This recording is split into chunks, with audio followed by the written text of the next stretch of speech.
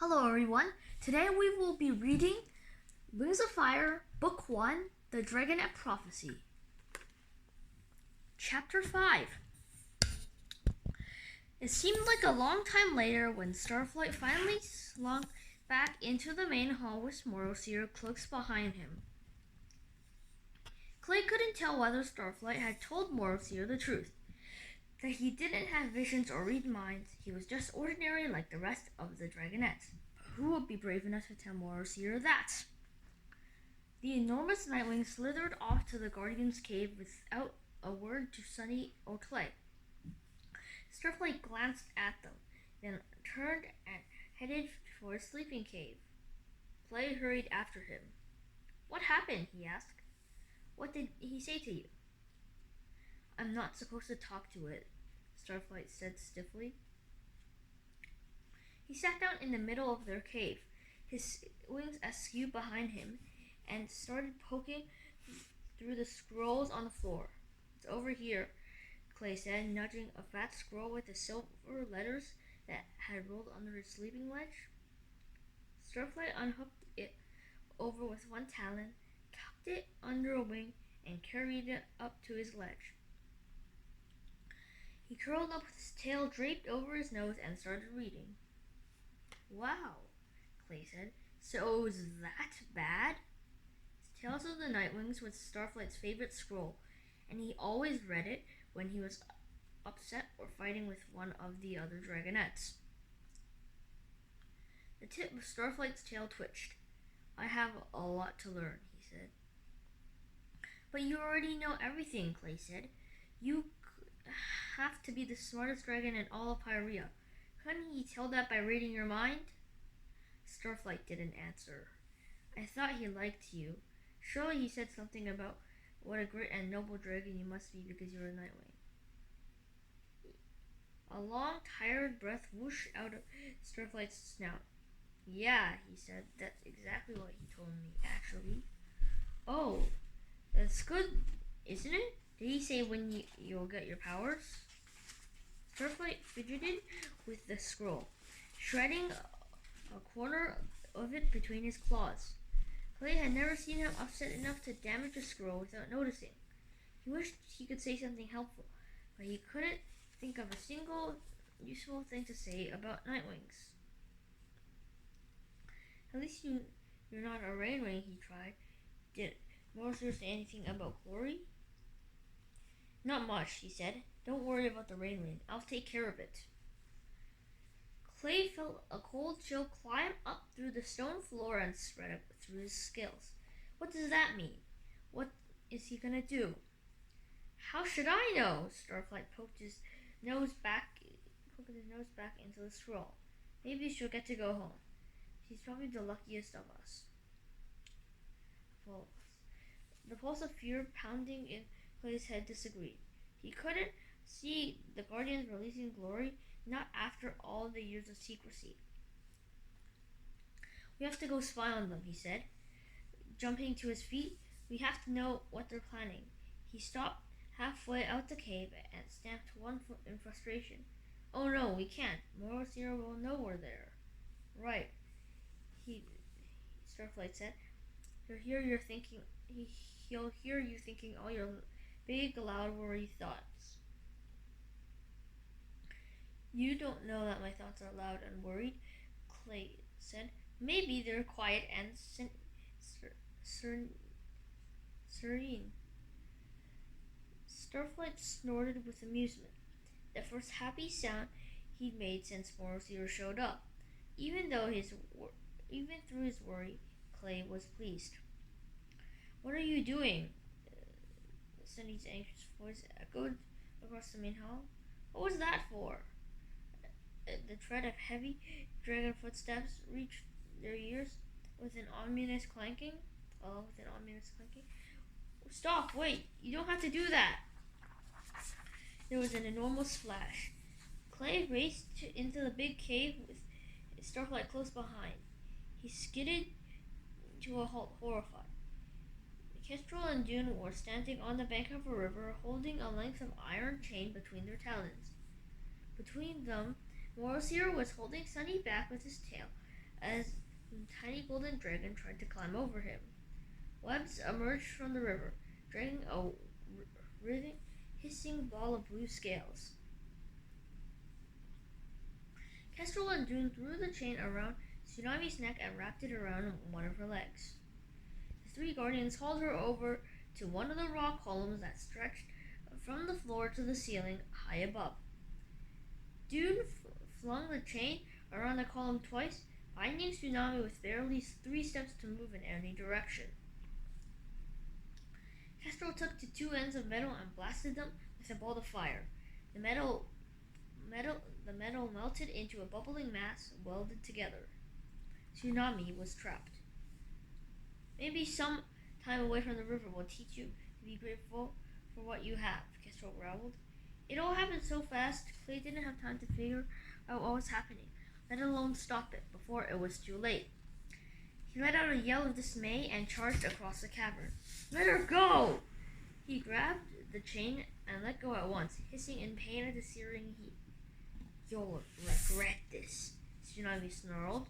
She clawed at the chain around her back leg, but pulling on it tightened the loop around her neck. With a hiss, she stopped struggling. When we're free, when my family hears about this, when the rest of the world finds out how you treated the Dragonets of Destiny. All your big dreams of your wonderful family, Kestrel mocked her. They don't care about you. When it's time to fulfill the prophecy, you'll be alive and the talons of peace will have you, and that's all that matters. Why are you doing this? Sunny cried. Tsunami's the good one. She's wonderful. If anyone can save the world, it's her. Actually, Tiny Sandwing, Morosier rumbled, the Dragonet you should believe in is Starflight over here. He nodded at Starflight, still rooted in place by the sleeping cave. Starflight ducked his head. Nightwings are natural leaders. You should do what he says, and you'll be all right. Clay glanced over at Starflight, and he saw Glory standing in the archway of her own sleeping cave. Morosier narrowed his eyes at her. I'll be back tomorrow, he said to the Guardians, to make sure everything has been dealt with. We understand, Kestrel said. Together, she and Dune rolled the boulder aside. Morosier squeezed through the gap and disappeared into the darkness without a backward glance. This is for your own good, Webb said, stopping in front of Tsunami. She raked her talons at him, and he stepped back. We only want to keep you alive. Maybe this isn't the perfect way, but the Dragonets don't know what's best for them, Dune said as the boulder thudded back into place. You need us, whether you like it or not. You were all awful today. No dinner for any of you. Go to bed, and I don't want to hear a squawk out of anyone until morning. Oh, really? What else are you going to do to me? Tsunami challenged her. What if I feel like singing all night? She started howling in her off-key voice. Oh, the Dragonets are coming! They're coming to save the day. They're coming to fight, for they know what's right. The Dragonets, hooray! Your fault, Dune snarled at Webs. I told you not to teach them that horrible bar song. All the Dragonets are coming! Tsunami bellowed even louder. We have more chains! Kestrel yelled in her ear.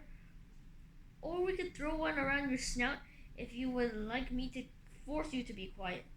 Tsunami paused, glaring at her mutinously, then took another breath and opened her mouth.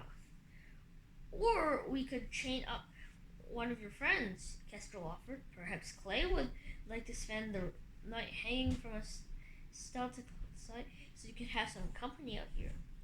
Clay shifted uneasily on his feet, wondering if there was anywhere he could hide out of Kestrel's reach before she could grab him. Tsunami snapped her jaws shut and lay down with her head turned away from all the dragons. Her gill fluttered furiously, but she kept quiet. Much better, Kestrel said. She stomped off the tunnel, her red scales flaring brightly in the fire direction. Webs followed her with his wet tail, leaving a darker trail behind them. Sunny pounced on Dune's back before he could go after them. Please don't leave her like this. I know you're not that mean. Dune shook her off. We're doing what we have to. He went after the others. As soon as they were gone, Clay tried tugging on Tsunami's trains again. They were hopelessly strong. Clay, stop, Tsunami whispered. You have to... You know what you have to do. Go, quickly. Clay shivered, dreading the cold water, but she was right. For the first time, spying on the Guardians was really important. He ran over to the river and dove in. Through the water, he could hear the muffled echo of Sunny's nervous squeak as he swam against the current to the rock wall. Without Tsunami's glow in the dark scales to guide him, it took longer than usual to find the gap that led to the other cave. But finally he felt open space under his claws, and he ducked and squeezed through. He started hammering in his chest as he popped through the cave.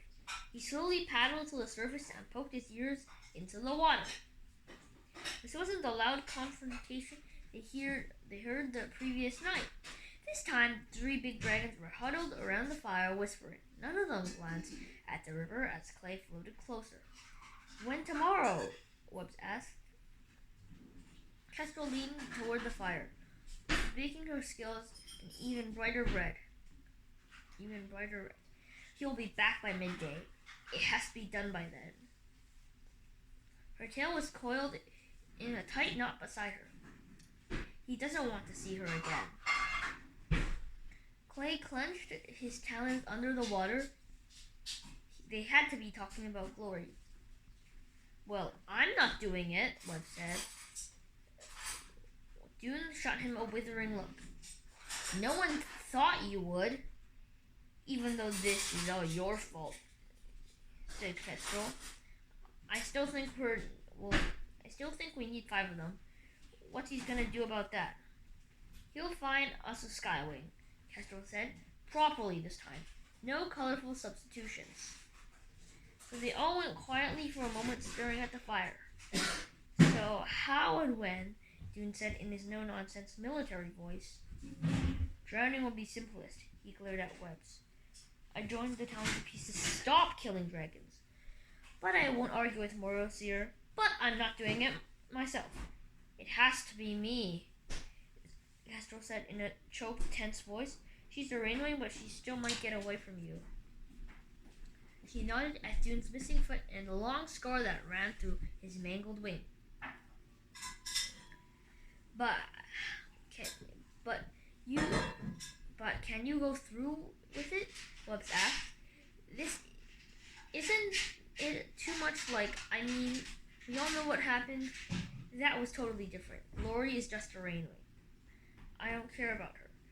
I don't even like her. He blasted a ball of flames at the fire so it blazed up. If you're sure, Webb started, I'll do it tonight while she's sleeping. I can get in there and break her neck before the others know what I'm doing, especially with the bossy one safely chained up. Tsunami's the only one who could stop me. Shudders of horror were running through Clay so violently that he realized he was one of the big dragons might notice the waves in the water. He began softly paddling backward. He froze when he heard his name. Not Clay? Dune asked. He might try at least. He'll definitely try. As dumb as a rock, he's devoted to the other 4. It's not natural, that much loyalty in a dragon, Dune said, especially to other dragons outside your tribe. I could handle him. Even if he finally gets mad like we want to, there's nothing you can do to stop me. Clay had heard enough. He sank down below the surface and swam toward the gap in the wall. What do we do? What can we do? What can I do? There's no time. How do I save her?